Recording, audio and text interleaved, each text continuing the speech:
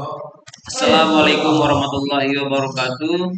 Perkenalkan, nama saya Zidan M. Imran H dengan NIM 1B 02310094 dari kelompok 20 Pratigum Dasar Pemrograman.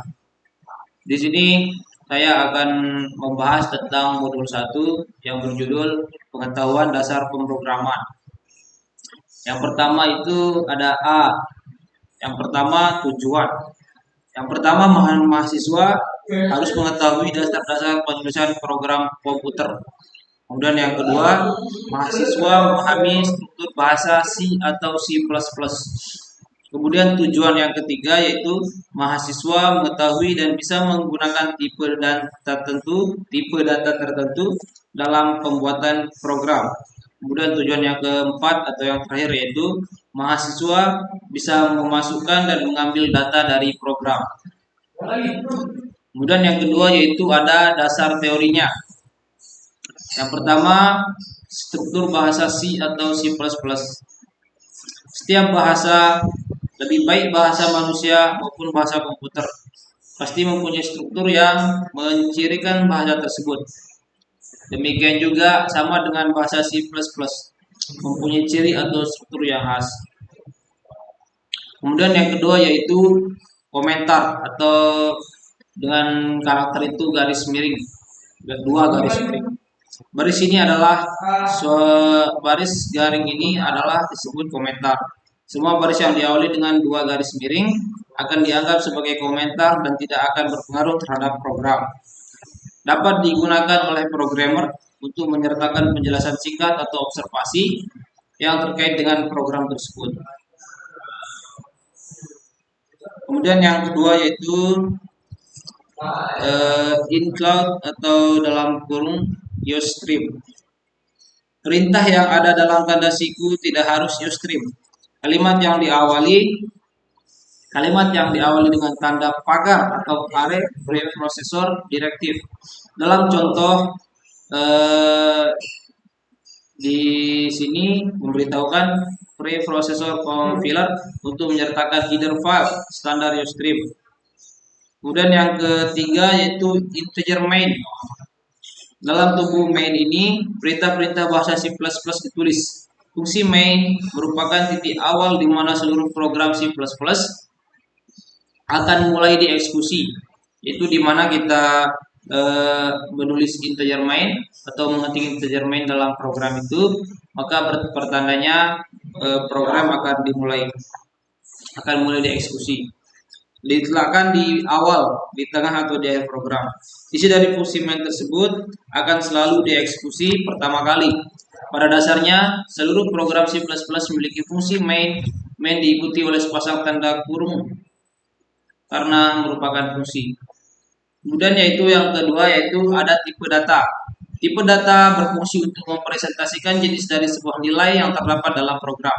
Dalam C++ terdapat beberapa tipe dasar yang telah didefinisikan, yaitu ada tipe data primitif adalah tipe data bawaan bahasa dalam program dan bisa langsung digunakan programmer untuk mendeklarasikan variabel.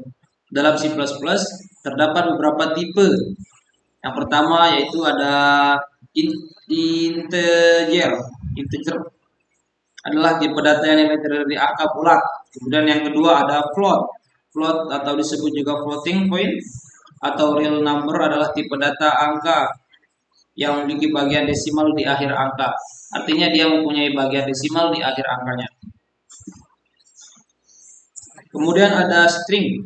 String digunakan untuk menyimpan data karakter yang berupa teks, sama seperti char. Kemudian yang keempat ada void. Void artinya tanpa nilai. Tipe data void digunakan untuk fungsi-fungsi yang tidak mengembalikan nilai. Kemudian yang ketiga yaitu operator. Operator merupakan simbol yang bisa dilibatkan dalam program untuk melakukan suatu operasi atau manipulasi. Misalnya untuk menjumlahkan dua nilai, kemudian memberikan nilai ke suatu variabel atau assignment. Kemudian yang ketiga membandingkan kesamaan dua nilai. Yang pertama ada operator aritmatika. Kemudian yang kedua, tingkat presidensi operator aritmatika. Yang ketiga ada operator Increment dan Decrement. Nah, kemudian ya, operator itu yang pertama ada operator majemuk. Kemudian yang kedua ada operator rasional. Dan yang ketiga ada operator logika. Kemudian di sini ada studi kasus atau permasalahan.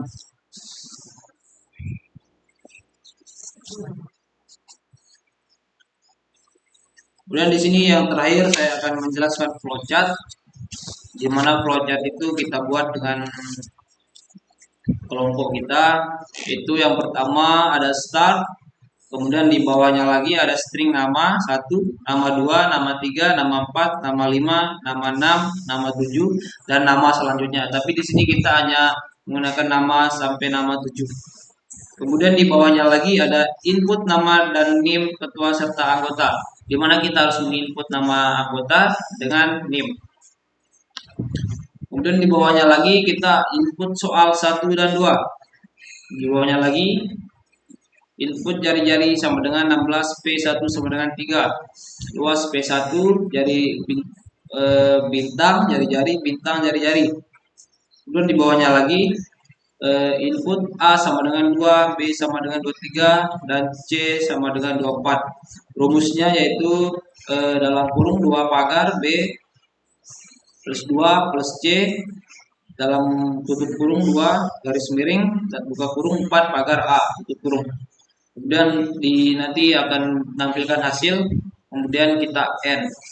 Mungkin hanya ini yang dapat saya sampaikan, kurang lebihnya saya mohon maaf. Assalamualaikum warahmatullahi wabarakatuh.